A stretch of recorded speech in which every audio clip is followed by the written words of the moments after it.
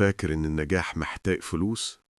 لا، دي أكبر كدبة اتضحك عليك بيها، واللي جاي هيغير تفكيرك تماما. النهاردة هتفهم ليه النجاح مش للغني، النجاح للي فاهم نفسه. يمكن كل يوم تصحى وتقول لنفسك أنا متأخر.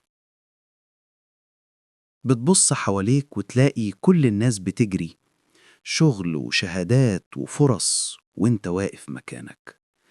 يمكن بتحس إنك مش هتوصل عشان ما معكش فلوس ولا عندك شهادة تقيلة، ويمكن بتلوم نفسك طول الوقت عشان مش قادر تبدأ.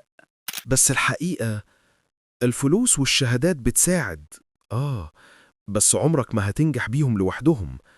النجاح الحقيقي بيبدأ من جوه، من مهارة واحدة بس لو أتقنتها هتغير مصيرك كله. أول حاجة، ركز على مهارة واحدة، مهارة تقدر تتقنها بإيدك دلوقتي. كتابة، تصميم، مونتاج، تسويق، برمجة، أي حاجة. إتقان مهارة واحدة بس هي اللي هتنقلك من الصفر للدخل. تاني حاجة، الانضباط. مش مهم معاك كام، المهم بتعمل ايه كل يوم. خطوة صغيرة كل يوم، بس كل يوم. الانضباط هو اللي بيخلي العادي يبقى استثنائي. وتالت حاجة، اتعلم لوحدك. النت قدامك، حرفيا الدنيا كلها مفتوحة.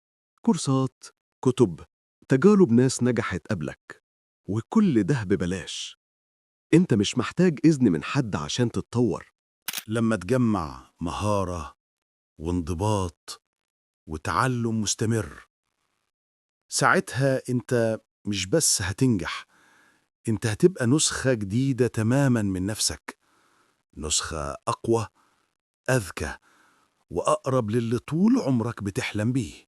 مش محتاج فلوس، محتاج تبدأ. النجاح مش رزق ناس معينة، النجاح قرار.